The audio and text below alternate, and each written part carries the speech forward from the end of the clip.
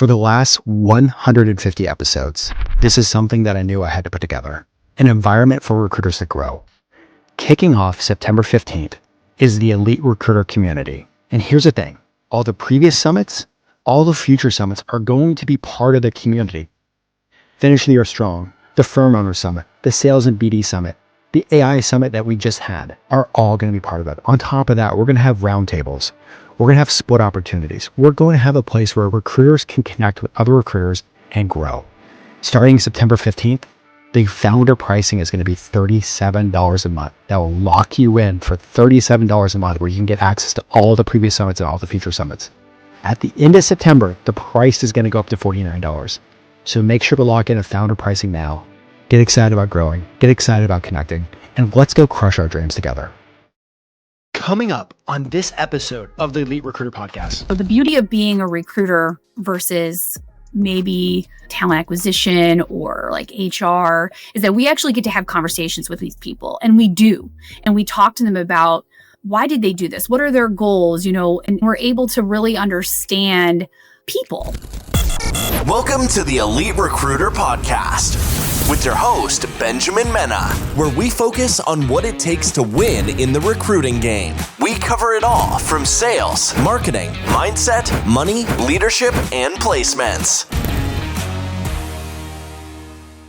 Attention recruiters, Sourcewhale has exciting news. Starting July 30th, you can try 2 powerful new AI tools for free. Inbox Agent is like an assistant in your inbox, drafting replies in your voice and automating follow-ups. Notetaker joins your calls, transcribes everything, and instantly creates AI-powered summaries that are automatically logged into your CRM. That means Sourcewhale handles the busy work while you focus on placements. Don't wait. Head to sourcewhale.com/free-trial to start your free trial. I am so excited about this episode because I have another big biller here to share. And here's the thing. In today's world, there's so many different shiny objects. There's so many tech tools that are just like literally hitting us up on a daily basis saying like, buy us, we'll help you move the needle. But here's the thing. A lot of big billers, they keep it simple. They keep it simple. They know it works and they double down on that. And I am so excited to have a conversation today with Amy, where she literally talks about like the important things on how she has become a big biller. We're going to talk about the work ethic. We're going to talk about also her just joining Pinnacle for the first time. So Amy, welcome to the podcast. Hi, nice to be here. I'm excited about it. So real quick, before we get started, a quick 30-second self-introduction. Tell us a little bit about yourself. I'm with a company called the James Allen Companies. We specialize in the insurance industry, and we help insurance companies, brokers, agencies, anything that's insurance related to fill positions, obviously, that they can't fill on their own. And we do that nationwide. And we've been in business. This will be our 25th year anniversary. And we're just really excited to be helping companies do what they love. That's awesome. And like by the time this goes live, you'll have hit your 20th year recruiting. How awesome is that? It'd be really cool. Well, let's get started. Like, how did you end up in this wonderful world of recruiting? My dad was a recruiter as I was growing up. He worked in IT, and I had no idea what a recruiter was. I didn't know what he did. I didn't understand it. I just knew that he helped people find jobs. And there was never any talk of me becoming a recruiter. That was never, in the conversation. But then I was I was a senior in college, and my dad asked me if I would like to join. And so I did part-time. And so it ends up I was pretty good at it. And so here we are today. You were looking at all these career paths. You were in college. Like in college, was recruiting one of the things that you even thought about doing? No. Like, where did you think you were going to go? Well, I had worked for a doctor in high school and in college. And so I thought that it'd be really fun to be a drug rep. And so, I had my minor was in marketing. And so I thought that that's what I wanted to do. And I just didn't think about it. I didn't even know recruiting was an option. I mean, how crazy is that? Even though your dad was doing it? Right. I didn't know. Okay. So like, and this is probably for the parents out there that are listening. You're technically a second generation recruiter. What was the magic thing that they did like to slowly bring you into like, hey, recruiting is kind of cool. Let's do this. I mean, I don't really think he did anything. We didn't even talk about it. It just one day I guess we were talking about graduation and, what I was going to do after graduation. And one of my brothers had started working for my dad. And so I think he just that's how it started probably is, Jeff was there and it's like, well, why not? if we're going to train one, why not train another? So that's how it happened. I mean, it was very organic. Okay, so you got started in recruiting, and I'm just picturing this because I remember my days in college. I don't think I quite listened to my parents probably like the way I should have. But now you're going from maybe where I was to like, hey, my dad's my boss now. Like, how is training and how is learning like recruiting from your parent? I mean, I'm pretty easy. I was a good kid. I was firstborn, so I was the good child. So I didn't really have any issues, with listening to my parents, I don't think. But, I just came in. We watched a lot of tapes. I did a lot of, we watched Finkel and Radin and Lefkowitz. And that's, how I started. I just watched videos. And then I sat and I listened to his phone calls. I listened to him tell the stories to the candidates about the jobs, listen and ask good questions. And I just absorbed everything. It was just really, it was very natural. And I guess it's because it's in my blood a little bit. I'm curious just in general. So it really wasn't that big of a transition for me. Now, for my brothers, that may be another issue. You'd have to have them on the podcast to find that out. But for me, it was easy. So like you're getting started, you're listening to the Finkels, Lefkowitz, like it was the tapes and the VHSs. Yeah. And like, let's fast forward. Did your dad kind of give you some clients, or was it like, hey, you're on your own, like go find something? No. So I started working on his jobs. And actually first, before I started even working on his jobs, he just sent me out, with the phone and a list of people in the insurance industry. And he just said, go call them and try to recruit them. I didn't even have jobs I was recruiting them for. And so I did that. And then eventually, he would give me a job. He'd say, hey, I've got this search assignment. I want you to go out and work on this. And, I did. And, started making placements. At that point, I would find the people and then I would turn them over to him and he would work the candidate, prep them and all of that stuff. And then eventually I would take them back over and I would work the whole thing. And then somehow I started getting clients, I guess. Well, I made marketing calls. Back then, we made marketing calls. And so we have to call into companies, find the people to talk to, and get the assignments. For those that are listening, there's different types of calls, and I know there's a lot of call reluctance nowadays. What were you doing on those marketing calls in the early days, and has those marketing calls evolved over time? So I would call in and Dad would always say, we need to get to the decision maker. So we would not target HR. We would target the department managers. That's a Lefkowitz thing. And so we would call in, get the manager and get them on the phone and just ask them about, we had a whole list of questions that we would talk to them about to try to see what their hiring was going to be in that next, several months. And, if they weren't the right person, they'd get us to the right person and so on. And eventually you'd either get told no or you'd get a job. And so that's how we did it. But now I personally don't make a whole lot of marketing calls because we have a lot of inbound calls coming in from the digital marketing that we do through our marketing company. Okay, cool. And we'll talk about that in a little bit because I think we'll have to do a bit of a deep dive to kind of explain that. So how long did it take you for, you working for your dad to get your first true client? That was 2005 when I started, and I think I really got my first client in 2007. So after my first full year of recruiting, I started getting clients, and I'd have like a couple that I would work on my own. Okay. And, fast forward, you've been working with your dad for 20 years now. How has that been over the years? I mean, it's been good. I don't have any complaints about it at all. I mean, I have a lot of flexibility, and I had 2 kids early on. One in my recruiting career, I was able to bring them to work with me, so we had that dynamic. We had a nursery in the office. Wait, pause. Talk about that. You had your kids in the office, which I totally get because half the time my little 18-month-old is running around. I'm on the phone. I'm hey, how's it going, guys? Sorry about that. How was that? It was a little chaotic, because we had to work around it, and it wasn't just like a me thing. It was a everybody thing. So at that time, we had my dad, just my one brother was there at that time, and my mom, and she would help a lot. I mean, my mom, I couldn't have done it without her. I mean, she was there in the office a lot and she was helping, but if I was on the phone, and the baby's crying, somebody's got to get the baby. So my brother Jeff, he'd have to go get the baby. It was him more than my dad. But, we definitely had to have a teamwork situation. But it was great because, I didn't have to worry about childcare.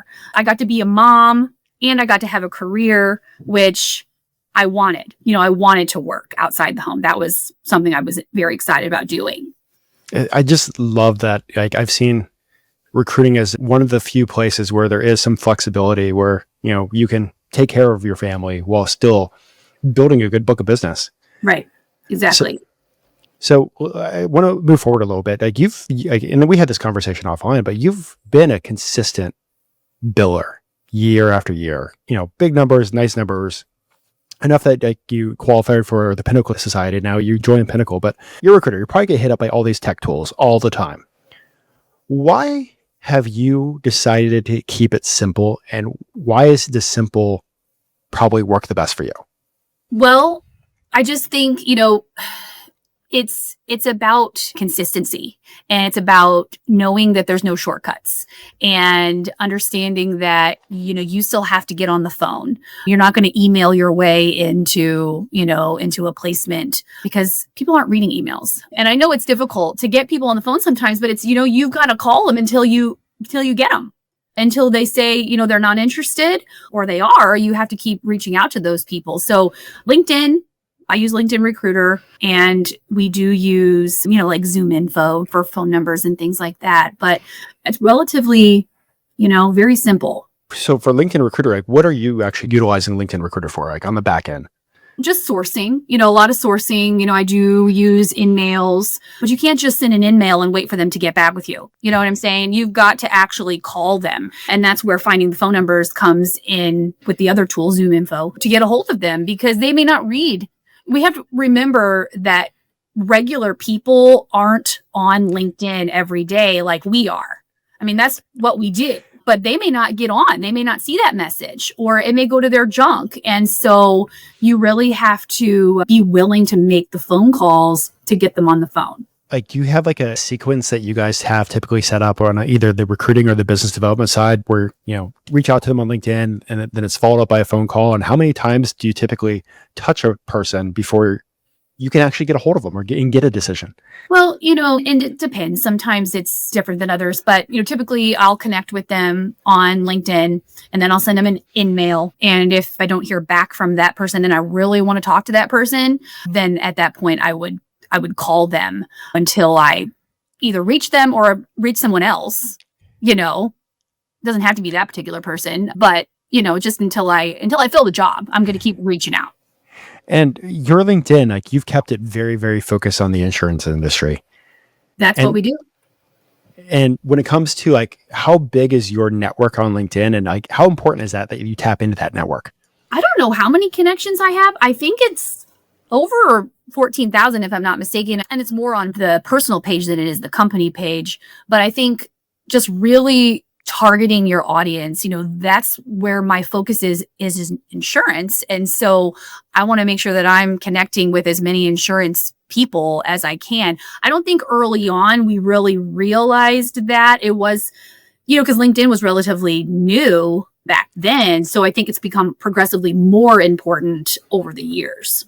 And the reason why I wanted to ask this is because I see a lot of times recruiters when they're looking at a niche, or they'll have 1,000 people connections in that niche, or maybe even a few hundred, and the rest of them are 5,000 recruiters. Yeah. Where at the end of the day, you really have to focus on the niche where you need to be recruiting. And I know we talked about this offline for a while. You didn't even want to chat with another recruiter on LinkedIn. Yeah, you weren't supposed to say that, Ben.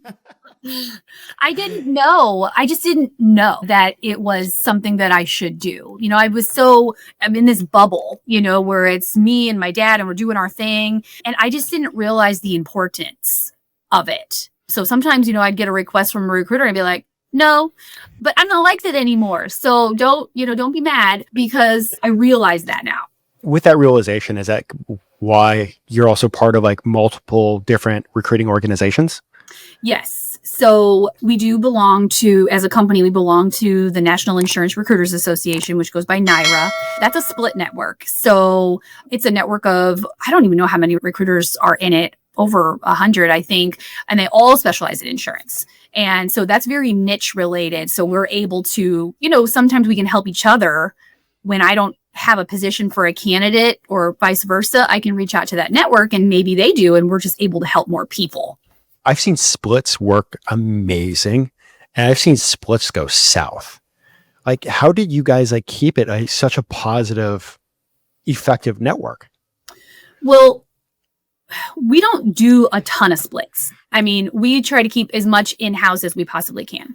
But I think it's relationships even within that network. You may never do a split with somebody in the network, but then you may do a bunch with somebody else, just depending on your style and their relationships and how they handle the candidate, because it really matters. Because if I'm going to refer my candidate to a certain person or another recruiter, I want to make sure that they're going to be treated well, that there's best practices in place, that, it's a legit situation. And so I'm pretty choosy about that. But I think just having relationships is key.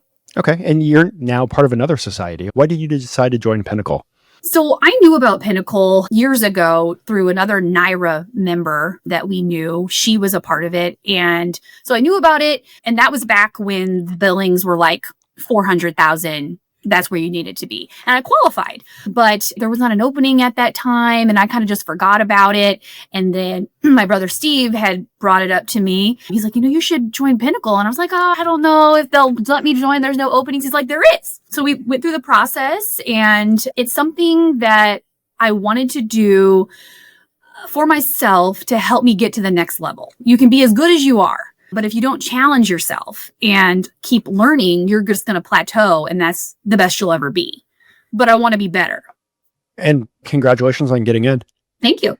What are some of the things that you're looking at kind of gaining from these other recruiters in these circles?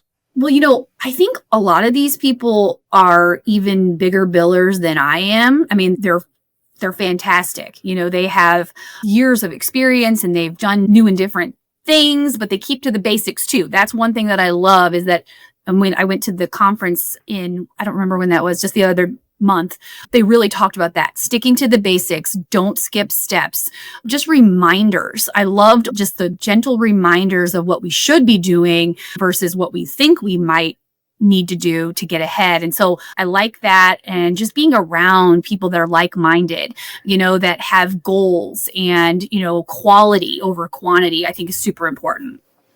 Yeah, it's definitely a good group. It's cool to be around other recruiters and definitely in person, but you've had a chance, you've been in business with your dad, which is phenomenal. And I want to go back to that just because I think there are a lot of people that are going to be second generation recruiters. So I think the dynamics that you guys have are important. Now, when did your dad start looking at you as a partner? How did that come about? Well, it was probably when I started beating him. I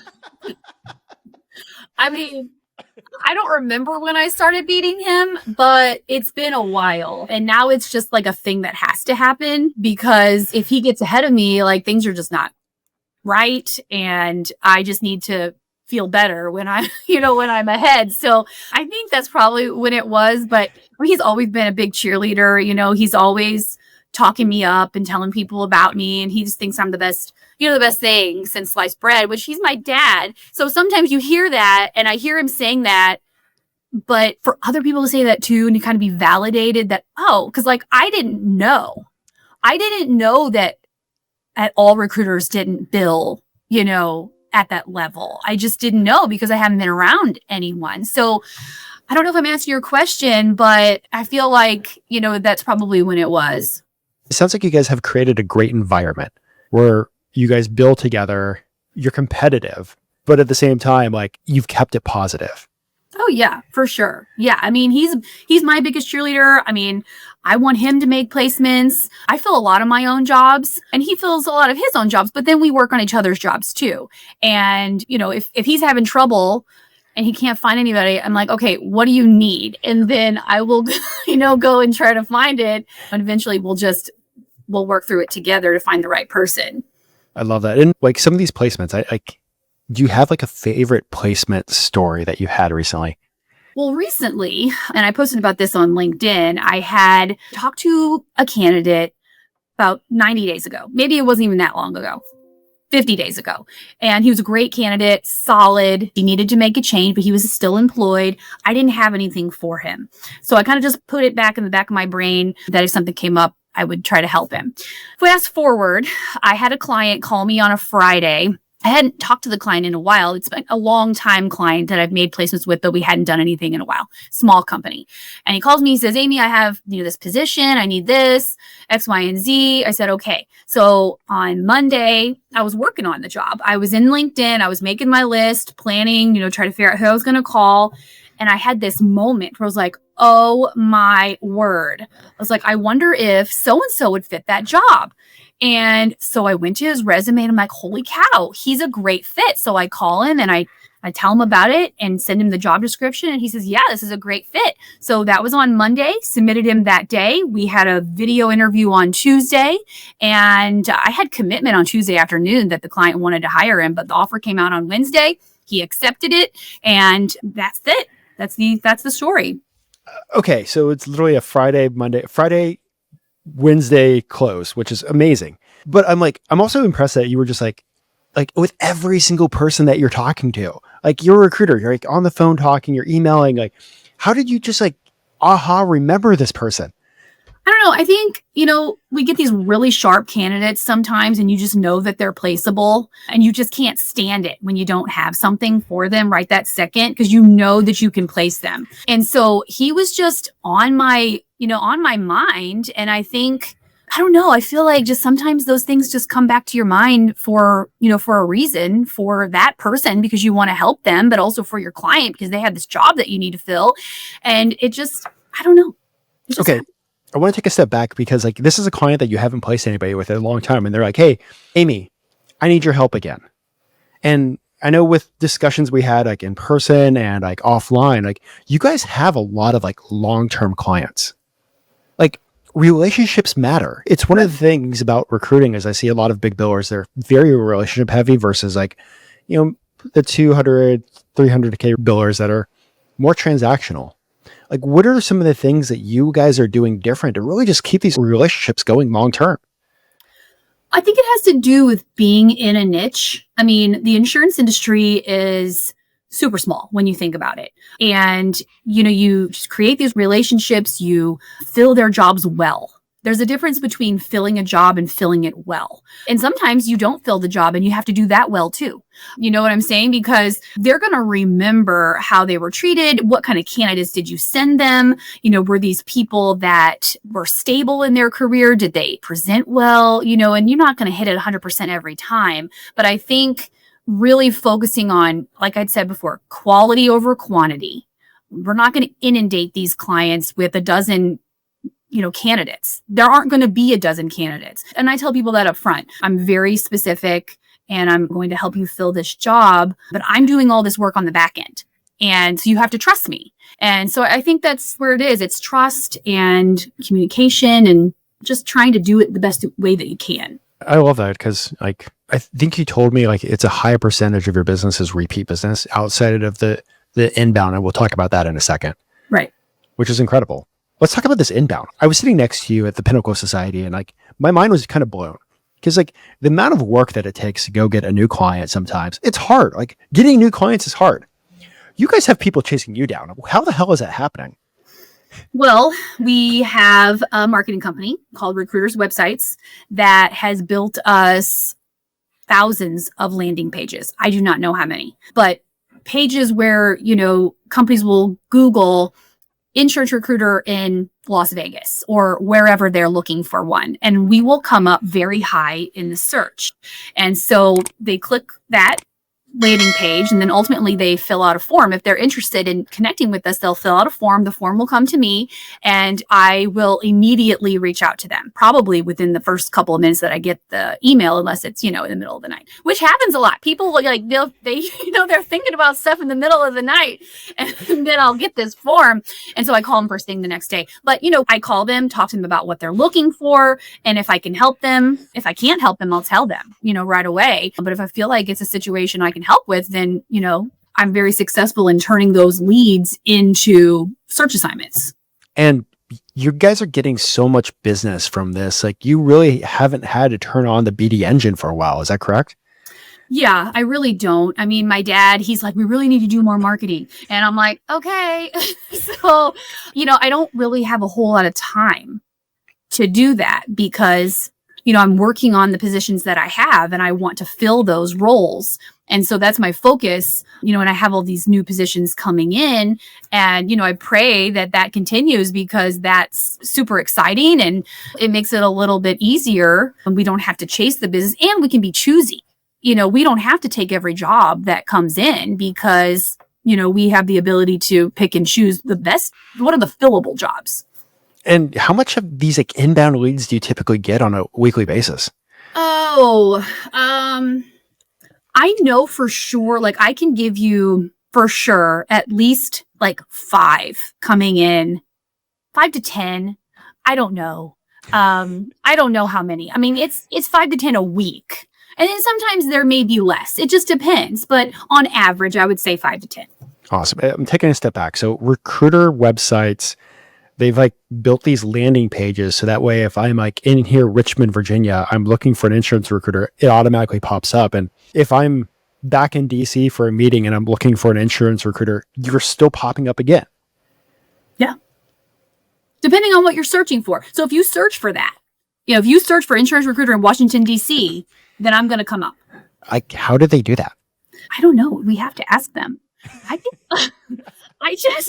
I don't know. Like they make all of these pages. I mean, I don't know how they did it, but it works. Now what people have to understand is like, this is years, right? Of them doing this. And I don't know how long it's been, but it's been a long time that we've been working on this. And so you can't just expect to like, oh, well, we're going to make a landing page and then I'm going to get all this business coming in. I mean, it's a commitment that marketing spend to use to bring that business in, but it absolutely works. And when you guys first started doing it, did it feel risky? Nope. Okay. Finish the year strong is going to be the most impactful summit of the year. Every single summit we have held up until this point is preparing for this one. So that way it could propel you to have the strongest quarter yet. Finish the year strong. It's kicking off October 13th and you do not want to miss this. Get registered now. I fully understand SEO and how long SEO can actually take to start really moving up the charts. I kind of joke around that with my podcast. I'm like, 4 years now to even be in like the top 10. I can see where people would say, okay, it could be risky because we don't know if it's going to work. Mm-hmm. But I think as long as you're consistent and you're committed to it, that it's going to work. It's just not an immediate gratification. Gotcha. Okay. Have you had struggle trying to like flip these leads into clients, or is it just like these people have a need and they're like, let's go? I mean, typically these people are at a point where they need someone. And so we're able to talk to them about what we do and make sure that it's going to be a good partnership. We want to make sure that it's not just I don't want to be a transaction. I want to be a partnership. And that doesn't mean that they're all that way. Sometimes, we just make one placement with a firm. Maybe they don't have a lot of needs, but no, typically, I'm able to flip the lead into into a search assignment for Awesome. sure. Okay, so you've been a consistent big biller. What does your day typically look like? Anything that I can do to push a placement forward is what I focus on. So, whether that's working on LinkedIn, whether that's making calls, setting up interviews, prepping, debriefing, I'm doing all the things, but the focus is on pushing placements forward. Okay. And so that's the main focus. Like if your desk is a little slower, how do you structure your day? Well, I think if my desk was a little slower, I would have to find things to work on, go out and get something new to do. I say this, knocking on wood, like my desk hasn't been super slow in a long time. I'm pretty busy doing the things that lead to placements, and sometimes at the beginning of the year, we don't go through those slower times, but you can't freak out. I mean, that's the thing is you have to remember that there's ebbs and flows. You have to stay consistent because this business, it does have a lot of highs and lows and you can't be going up and down with those emotionally. You have to stay stable to get through those times so that you can, get to the other side. And with all that, there are like KPIs that you track for yourself that are important for like conversions. There should be. I grew up in the hashtag era where, we make a hashtag for every call that we make, a marketing call, a recruiting call, and a completed call. And I probably still have notebooks that have them in there. And that's important. You should definitely do that in the beginning. And my dad still does. He has hashtags. I don't do that so much because I'm not so much focused on the amount of calls that I make anymore, because there are other things that lead to activity and placements versus calls, right? So whatever I'm doing has to be quality driven and not quantity, though you do have to have the numbers, because numbers do lead to activity and placements. And I hope I'm not like confusing everyone here, but you do have to have activity. And I would say to follow the steps for sure. Love that. I just love it. You're like, yeah, you better have something. Yeah. Well, we've covered a lot. We've covered like why you've joined, multiple groups, especially the Pinnacle Society. We've covered you getting started in the business as a second generation recruiter. I just love like you just keeping it simple. And the simple has been one of the secrets to success, on top of having a great marketing agency that actually works. Like, before we jump over to the quickfire questions, is there anything else that you want to cover or go deeper on? No, I think you've done a great job. I really do. Well, quickfire questions don't need to be quick answers, okay? Okay. So picture this. A recruiter reaches out to you online and they're like, hey, you see that you've been in the business for 20 years.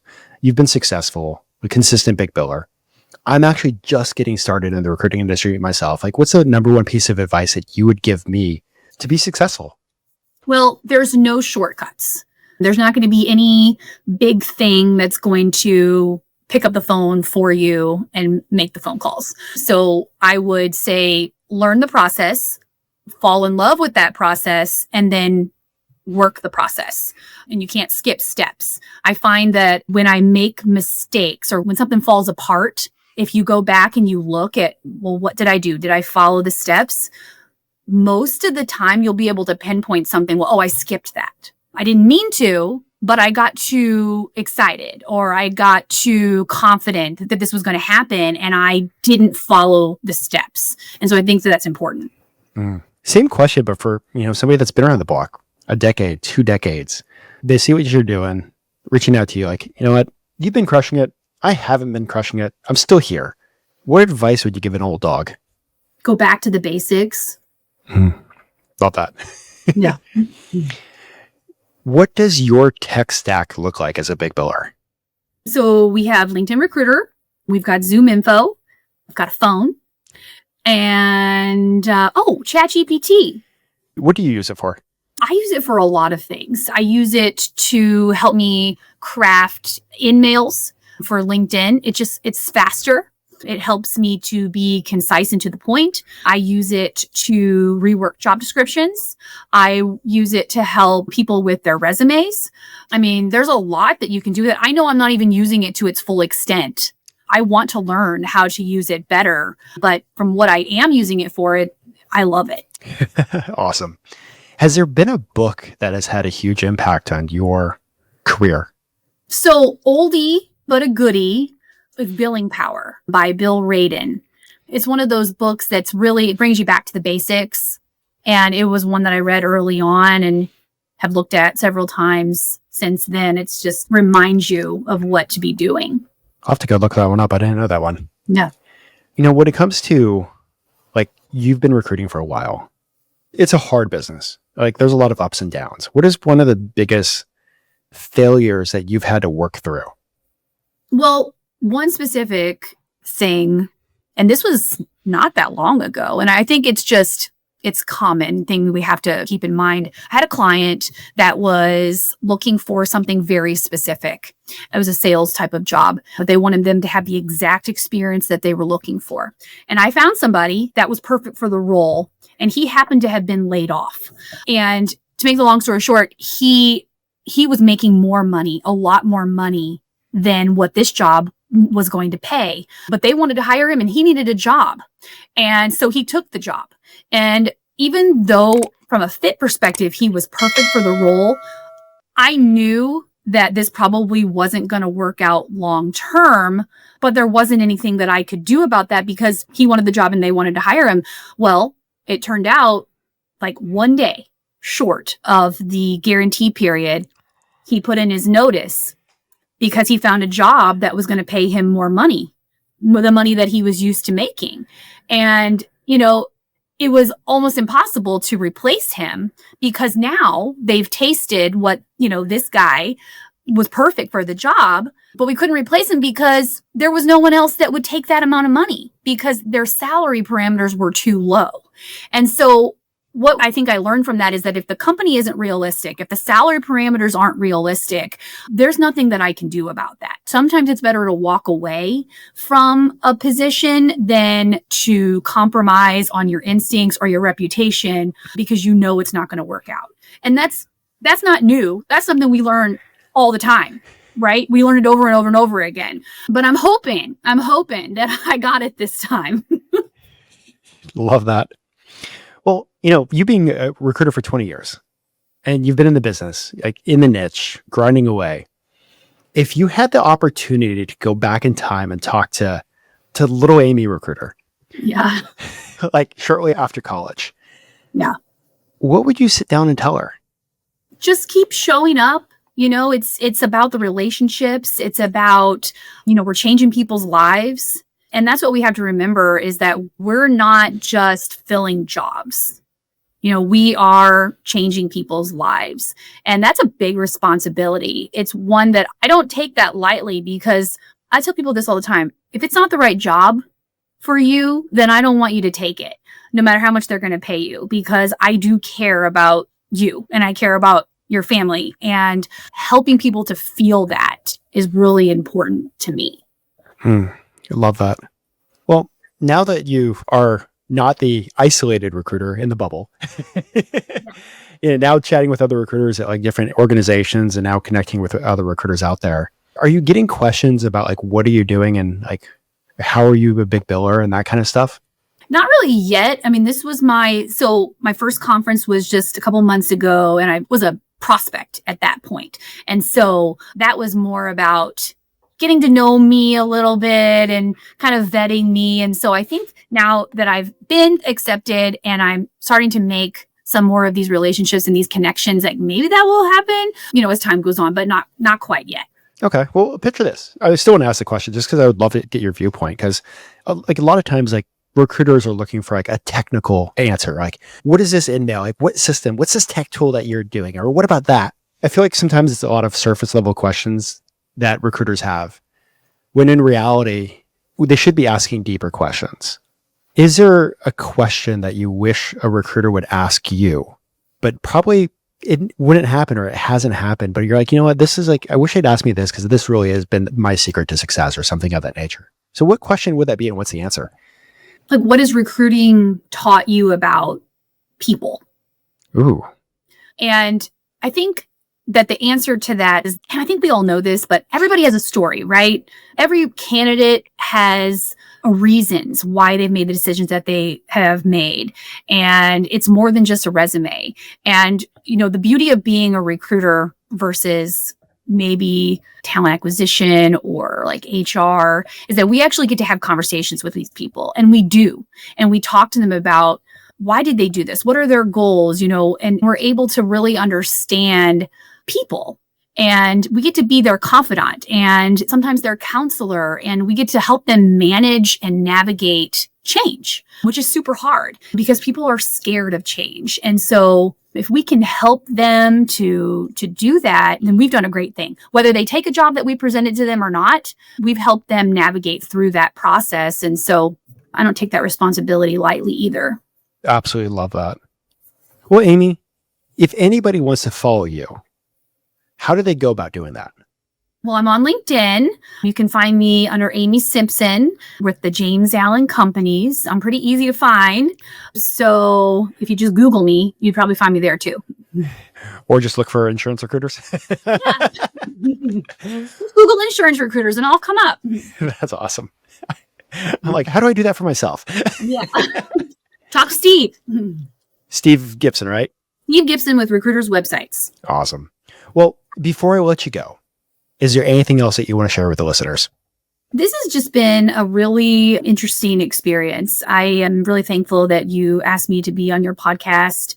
I hope that I have said something that will help someone else. We're all, no matter how successful we are, we're all still learning. And that's the thing that I think I want to leave everybody with, is that I'm still learning. I'm not perfect. I am pretty good at what I do, but I want to keep getting better and helping people to enhance their careers. That's what we do.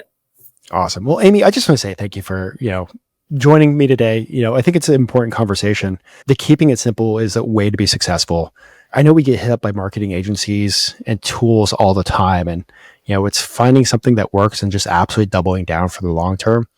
And then I absolutely love that you're in business with your dad, because one of the things that I've seen over the years, we're now in a shift where this is almost like becoming a family business again. Many times I think it was the era of these gigantic agencies, but it's this solo boutique agencies that are really the future of recruiting. And many times those are family businesses. So thank you for being a good inspiration on hey, Gabe, you want to be a recruiter, buddy? I know you're 18 months. My son's, he's going to be a senior in high school next year, and I'm talking to him about it. That's awesome. He's not sure he wants to sit at the computer all day. I get that. We're working. Well, Amy, I just want to say thank you. And for the listeners out there, I just want you to keep crushing it. Yeah, thank you so much. Keep it simple, chase your dreams, do the work, and make things happen. Talk to you later. All right, bye. Attention recruiters, Sourcewhale has exciting news. Starting July 30th, you can try 2 powerful new AI tools for free. Inbox Agent is like an assistant in your inbox, drafting replies in your voice and automating follow-ups. Notetaker joins your calls, transcribes everything, and instantly creates AI-powered summaries that are automatically logged into your CRM. That means Sourcewhale handles the busy work while you focus on placements. Don't wait. Head to sourcewhale.com/free-trial to start your free trial.